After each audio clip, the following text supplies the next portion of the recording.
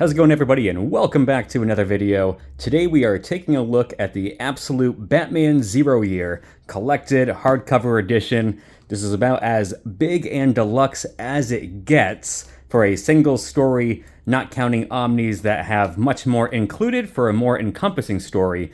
But in terms of the most premium format a story could get, the absolute editions are about where you're going to be at. So right now here we have the back side with a little pamphlet, which we'll get to in a minute. So this down below you can see usually retails for $125, but like with my last one, if you do some online shopping, you can get that probably for half the price to a little bit more. This one, just like my last one, I ended up scoring for between $50 to $70, brand new off of eBay from a very reputable seller, so always check the feedback score as well. So you can definitely get these things for a steal if you're looking to add them to your collection. So we also have the main spine for the actual cardboard, actual slipcover, and just like the Death of the Family we went over, in addition to the actual book itself being inside of a plastic, or not a plastic, inside of a cardboard hard slipcover, you also do have a plastic sleeve slipcover, which from the back you'll see is going to give the effect of Batman removing his cowl, similar to Joker removing his face like we had in the other item. So, this back pamphlet we have right here for Batman Zero Year. Every story has a beginning. Before the era of superheroes, Bruce Wayne went missing. After years spent traversing the globe, he has returned home. As he patrols the streets of Gotham under the cover of night, his career as a faceless vigilante is born. When the Riddler plunges the city into darkness, Bruce Wayne must become the Batman. With his hometown on the brink of madness, it will fall on the young Dark Knight to pull Gotham back into the light. Experience Scott Snyder and Greg Capullo's genre-defining, #1 New York Times best-selling story in the brand new, prestigious, oversized, absolute edition. Collects Batman from the New 52, issue 0, issue 21 through 27, and issue 29 through 33, as well as Batman Zero Year Director's Cut #1, and more, along with a brand new introduction by Scott Snyder. Alright, let's go ahead next and get the plastic wrap off of this baby for a closer look. Alright, and here we are, plastic wrap off. So again, you have that small pamphlet it comes with right here, also with suggested MSRP that you can very much find it way under. So the back, we just have Batman with his cowl, kind of got the Savage City Jokerized in the background right there. You can see a little bit of Batman's pupil coming through, which is a nice touch for the slip. And again, absolute Batman. You get the purple gloves topping off Zero Year with Scott Snyder, Greg Capullo. And this one is about the same front and back, minus the cityscape you have. So now let's go ahead and see. All right. So Bruce Wayne, kind of shaved combat head. Very awesome cowl effect there. Let's see if there's any difference on the back. Yeah, very similar. Again, it just gives you a little bit more of the detail. So you can see the clearness of that plastic slipcover as well. We'll remove that completely. And say just one more extra awesome added layer of protection. So again, better look at the actual spine. That detail you have of the Savage City in the background, this size is absolutely phenomenal. The Joker balloons up in the sky, or not Joker, Riddler balloons up in the sky. It's the purple and green that was throwing me off right there for a second. Absolutely amazing detail that you can actually get a very good look at. So now, you guys saw, it was in the plastic wrap. I have yet to see what cover they gave this myself, so the Joker, Death of the Family, very much surprised me. I love that artwork, so let's see what we have for the cover of this book. All right, another one that I don't believe was used in anything, so maybe it was created for this, but absolutely gorgeous cover by Capullo. The foggy, smoky sky, Gotham in the background, the bats, the moon, and the iconic homage pretty much to early Batman with the purple gloves that they chose to bring into this era. Oh, and that's even better right there. Look at that. And it's been a little bit since I've read through all of them, but I want to say this is technically 3 story arcs in one. Secret City, Dark City, and Savage City. So this one right here very much feeds into both are primarily Secret City, Dark City. And then on the back, where you have that sunrise, very much feeds into the Savage City arc. So the coloring has always been knocked out of the park. Where this is very subtle, I think I do prefer this one much more. That is just fantastic. Absolutely gorgeous book. So once again, let's go ahead, crack this thing open, see what we have. All right, just a beautiful background we have, nothing too crazy. A gorgeous close-up shot, half and half of that Batman Riddler. And I will say, off of these first 2 pages, so we'll see how it goes, but it feels like whatever glue or whatever they use to attach the pages, it does come up a little higher than I'd like, where you have to really kind of force the pages and spread them apart a little bit, where I feel like if it was down a little bit lower and it would fall, you could enjoy more of the artwork. So hopefully that doesn't carry all the way through the book. All right, so we have the table of contents. Another just absolute classic homage to Detective Comics 27, Batman's first appearance, swooping in like that. Him and Spider-Man in AF-15, very similar style of their first appearance, complete with swooping in and carrying somebody. So it's just interesting seeing that you have both of those right there. Introduction by Scott Snyder. So once again, like in my last one, I am not going to read it, but I will get it up nice and close where it can focus right there. If any of you would like to pause the video and give that a read. And if it's anything like the Death of the Family Absolute, there will be a continuation on the back right here. So I don't lift the book up by the soft cover. So same thing if you'd like to pause it for a minute right there, if you are interested in reading that introduction by Scott Snyder. Here we have the cover of issue 0 by Greg Capullo. All right, so this one's going to open up with 0 Year. Well, issue 0 of 0 Year. Again, just fantastic art, taking up the whole page right there. Beautiful. And this story, I'm not sure across either Batman fans or Snyder Capullo fans where a lot of people hold this story in regard, but for me, it is one of my absolute favorites. And we'll get to a little bit more of that later on. And it does seem like so far, same thing, the gluing on it is a little high up than I'd prefer, where I feel like I'm really having to pull the page back to really enjoy all of the art. Maybe it's just some pages here and there how they got glued into the spine, but it is something to keep an eye out for if you're somebody that's not a fan of feeling like you have to really open the book up beyond a comfortable level to really see the art or it gets pulled in. So again, we'll flip ahead through some of this. Beautiful book, and we're going to be coming up on, like every Absolute edition, it does have a bookmark ribbon, so you can easily keep track of your pages that is attached. Beautiful Riddler question mark with the pink. I like how it takes up the full page right there. So this might be the start of the actual story arc before the prequel pages they had, kind of the one-offs. Yep, another beautiful yellow-pink splash page, the beginning of 0 Year. All right, another cover.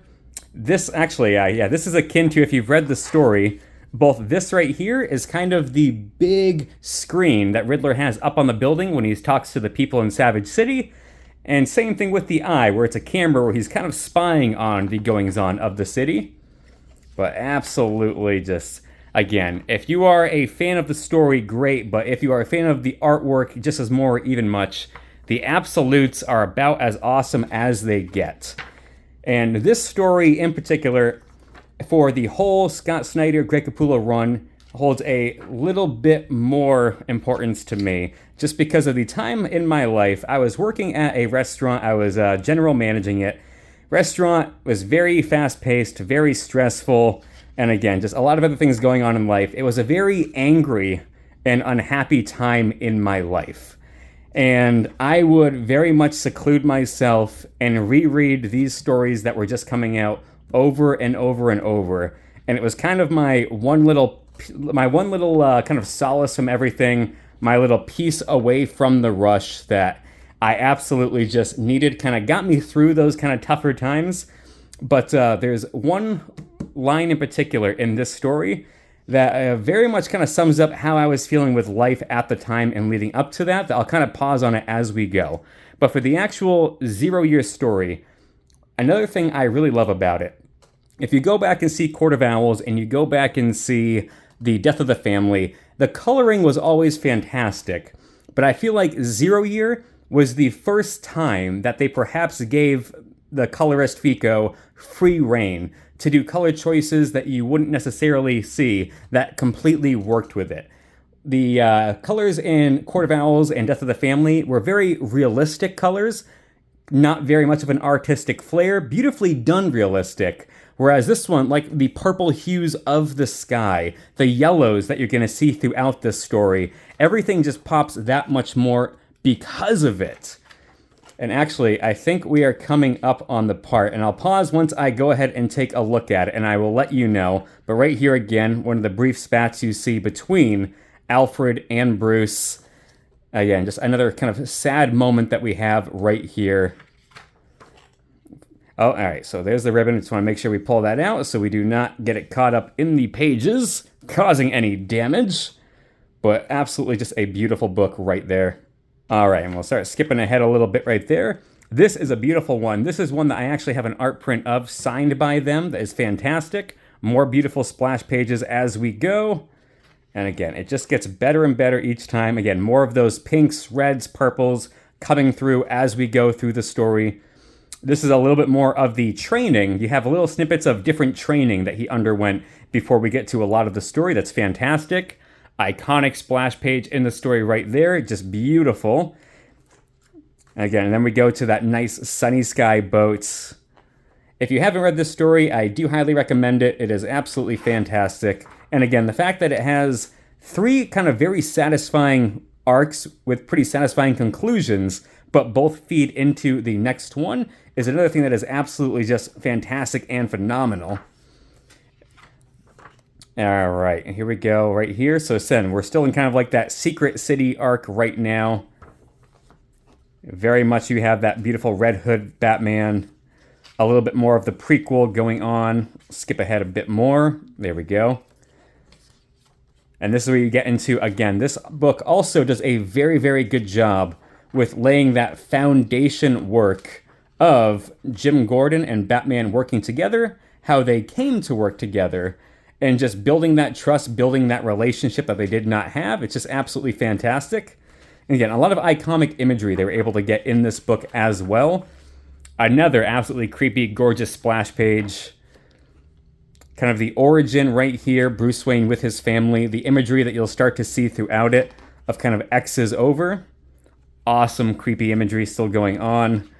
Kind of Jim Gordon backstory, both with Bruce Wayne as a kid, but kind of what he had to go through as well, that kind of made him the cop he is today, and why him and Batman ended up working together and working so well together.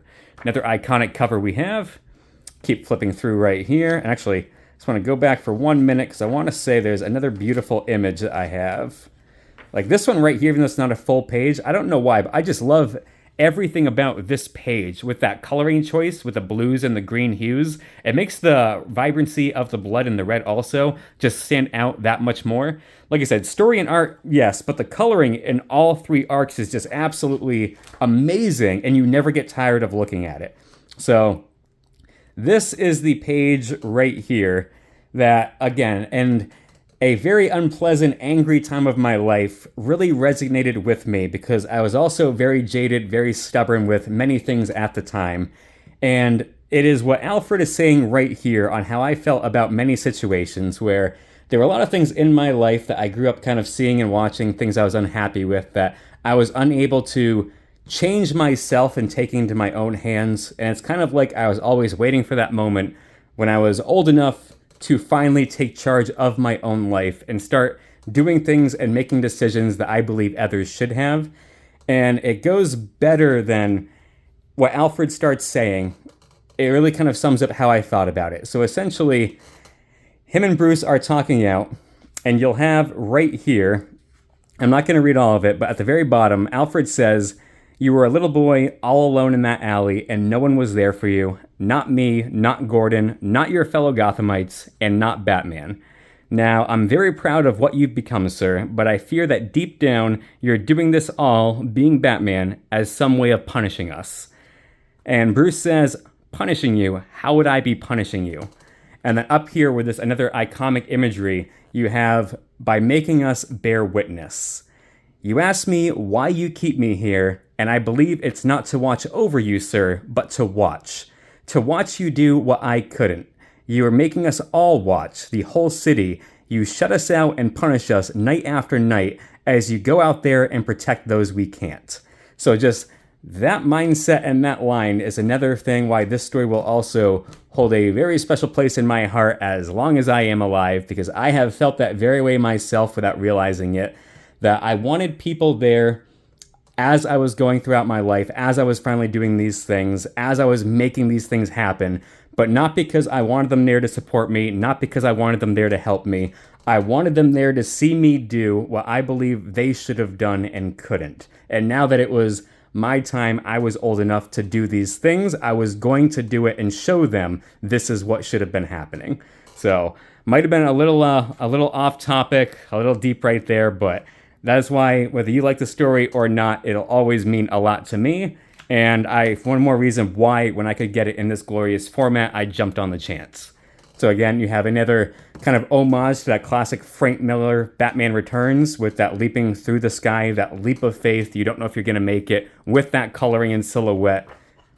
I love the fight that takes place here too on the rainy deck, where this remote, so much hinges on this remote jammer. And it's just so close, out of reach every single time. If you ever see the Mission Impossible movies, Mission Impossible Fallout, that last fight on a cliff with that same tension very much feels like what we accomplished here way earlier. All right, and then we have, again, kind of the Riddler really taking forefront right here. And this is where everything kind of comes into the final act, and now it's Savage City, where Riddler is your main focus. And again, so this one, you have some gorgeous overrun city, Law of the Land. This is one of my favorite covers. I believe it's from issue 33 in the run. Absolutely fantastic.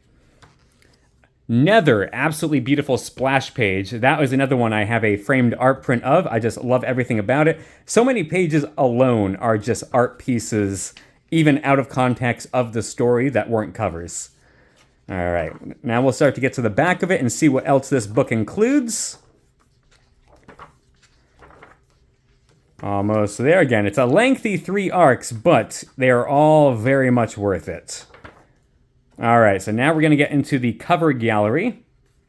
Again, with the final shot in the story, absolutely beautiful. Also sad and bittersweet what's happening in this moment.